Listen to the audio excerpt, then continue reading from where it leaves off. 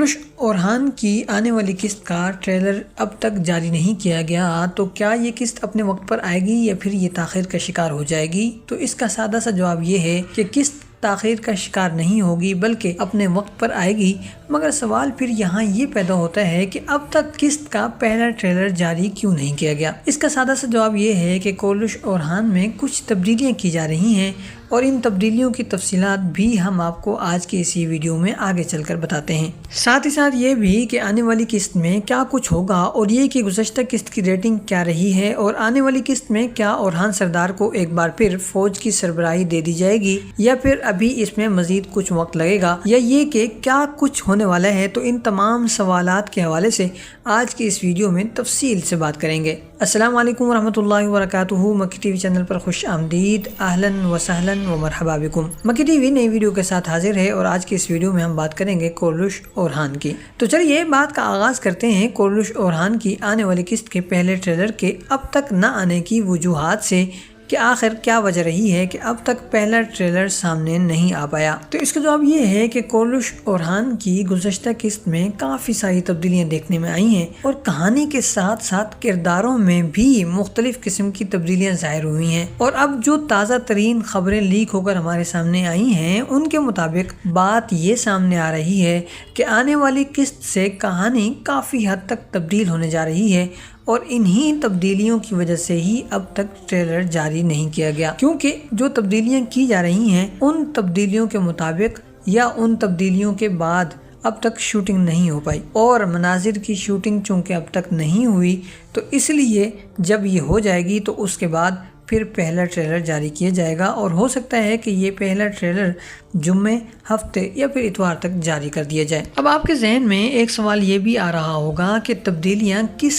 قسم کی ہونے جا رہی ہیں۔ تو اس حوالے سے ہمارے سامنے جو بات آئی ہے وہ یہ ہے کہ کہانی بہت حد تک تبدیل ہونے جا رہی ہے، یعنی کہ گزشتہ 2-3 قسطوں میں جس طرح کہانی ہمارے سامنے آئی ہے وہ بے شک بہترین اور شاندار تھی اور با کمال بھی تھی، اور اس کی بہت زیادہ پذیرائی بھی کی گئی ہے، لوگوں نے بہت زیادہ اس کی تعریف بھی کی ہے۔ لیکن اب اس کہانی میں تبدیلی آ رہی ہے اور اس کا آغاز گزشتہ قسط سے ہو چکا ہے۔ مثال کے طور پر عثمان غازی کی بیماری اتنی شدید تھی کہ بظاہر یوں محسوس ہوتا تھا کہ یہ بیماری 2-4 قسطوں تک مزید چلے گی، اور اس دوران شاہین شاہ اور علاؤالدین بہت سارے ایسے الٹے سیدھے قدم اٹھائیں گے، کام کریں گے جن کی وجہ سے ان کی ساکھ برباد ہو کر رہ جائے گی۔ خاص طور پر یہ لوگ بورسا پر چڑھائی کرنے کی کوشش کریں گے اور اسی دوران ان لوگوں پر حملہ بھی ہوگا اور یہ لوگ بہت شدید قسم کا نقصان بھی اٹھائیں گے۔ لیکن دوسری طرف ایک دم سے کہانی کو اتنا تیز چلایا گیا ہے کہ عثمان غازی ٹھیک ٹھاک ہو کر اپنے خاندان کے درمیان آ بیٹھے ہیں، اور کہانی میں گونجا خاتون اور نیلوفر خاتون کے ساتھ ساتھ دیدار اور مالہون خاتون کے درمیان کافی کچھ دیکھنے کو ملنے والا تھا۔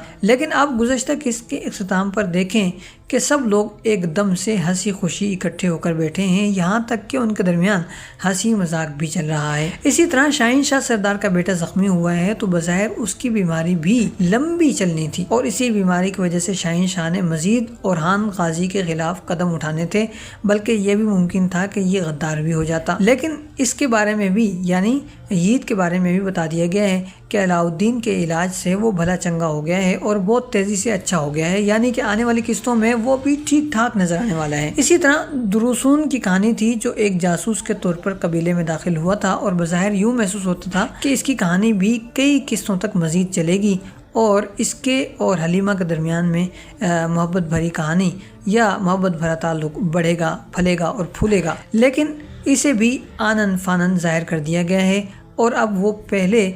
حلیمہ کے ہتھے چلا ہے اور پھر اس کے بعد اس کی حقیقت بھی اب سامنے آنے جا رہی ہے۔ ظاہر ہے کہ وہ بہانے وغیرہ کرے گا مگر مشکوک تو ہو ہی چکا ہے۔ دوسرا یہ کہ اس صورتحال کے بعد اب کہانی پہلے جیسی نہیں چلے گی بلکہ اس میں ڈرامائی تبدیلیاں نظر آئیں گی، اور اس کے بہت سارے پہلو ایسے ہیں جن کی وجہ سے محسوس ہوتا ہے کہ کہانی کو آنن فانن ایک طرف لگا کر اب نئی کہانی شروع کی جائے گی اور یہ کہانی پہلی کہانی سے زیادہ دلچسپ ہوگی۔ इस बात की उम्मीद रखी जा सकती है और यकीन भी रखा जा सकता है। एक और चीज भी थी, यानी तैमूर ताश नोयान ने चावदार कबीले में काय कबीले के खिलाफ छावनी बनाने का फैसला किया था। मगर गुज़श्ता किस्त में आपने देखा कि ओरहान जब अपने वालिद के लिए दवाई लेने वहाँ पहुंचा तो उसने इस छावनी को भी मिलियामेट कर दिया। फातिमा खातून से जो ज़ख़ीरा उन्होंने छीना था वो ज़ख़ीरा भी वो वापस ले आए हैं, यानी ये कहानी भी एक तरफ लगती हुई महसूस हो रही है। और अब आने वाली किस्त में तैमूर ताश नोयान और बूरसा वालों के दरमियान इत्तेहाद मजीद मजबूत होता हुआ नजर आएगा और कहानी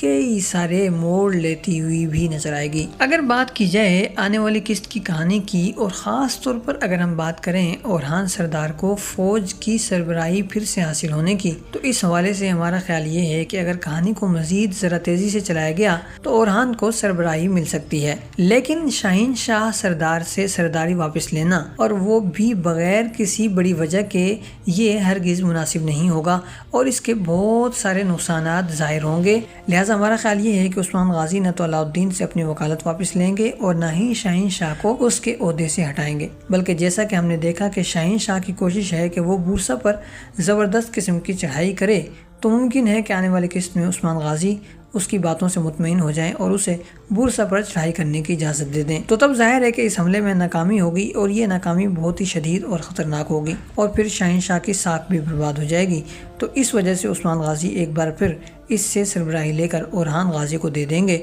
और ओरहान गाजी इस दौरान अपनी अक्लमंदी और जहानत से होने वाले नुकसान को काफ़ी हद तक कम भी करेंगे और इसी वजह से सरबराही के काबिल भी ठहरेंगे। एक और चीज़ जो हमारे सामने आई है वो ये है कि गुज़श्ता किस्त में तैमूर ताश और सारोज जब छावनी पहुँचे हैं तो उन्होंने जाते हुए शाहीन शाह से ये कहा है कि अब हम दोबारा यहाँ वापस नहीं आएंगे, यानी कि वो लोग ऐलान जंग करके गए हैं। और अगर कहानी इसी रुख पर आगे बढ़ती है तो इस सूरत में मतलब ये बनता है कि आने वाली किस्त में या फिर आने वाली किस्तों में तैमूर ताश नोयान और सारोज की जानिब से छावनी पर तबाहकुन हमला हो सकता है और छावनी मिलियामेट भी हो सकती है और ज़बरदस्त किस्म के नुकसान से ये लोग दो चार हो सकते हैं। जाहिर है कि अगर ऐसा होता है तो भी शाहीन शाह की साख को नुकसान पहुंचेगा और इस वजह से भी ओरहान सरदार को सरबराही वापस हासिल हो सकती है। और हमारा ख्याल ये है कि शाहीन शाह सरदार अपनी कोशिशों को ज़ाये जाते देख कर गद्दारी करेगा और तब भी ये कर सकता है जब ओरहान सरदार को एक बार फिर फ़ौज की सरबराही वापस हासिल हो जाएगी। और दूसरी तरफ आफजी सरदार भी एक ऐसा शख्स है, मशकूक है,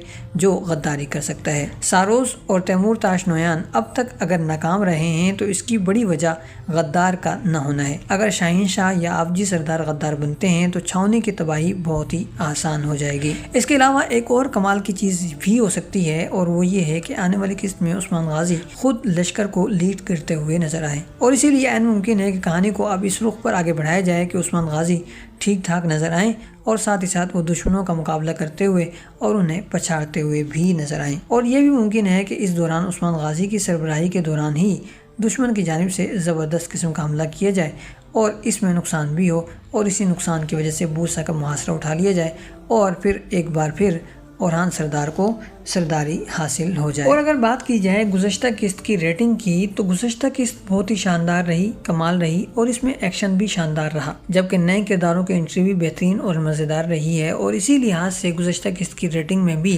काफ़ी बेहतरीन नज़र आई है और किस्त एक बार फिर 5 की रेटिंग को पहुंचती हुई नजर आई है। और उम्मीद है कि अगर कहानी अच्छी चलती है तो आगे आने वाली किस्तों में ये रेटिंग मज़ीद बढ़ती हुई नजर आएगी। आज के लिए इतना ही, मज़ीद बातचीत आने वाली वीडियो में करेंगे और हमें उम्मीद ही नहीं यकीन है कि वीडियो आपको बेहद पसंद आई होगी। लिहाजा वीडियो को लाइक करना, शेयर करना, कमेंट्स करना हरगिज़ मत भूलिएगा। और अगर आप हमारे चैनल पर नए हैं तो चैनल को भी सब्सक्राइब कर लीजिए। मिलते हैं बहुत जल्द एक नई वीडियो के साथ। वस्सलामु अलैकुम वरहमतुल्लाहि वबरकातुहू।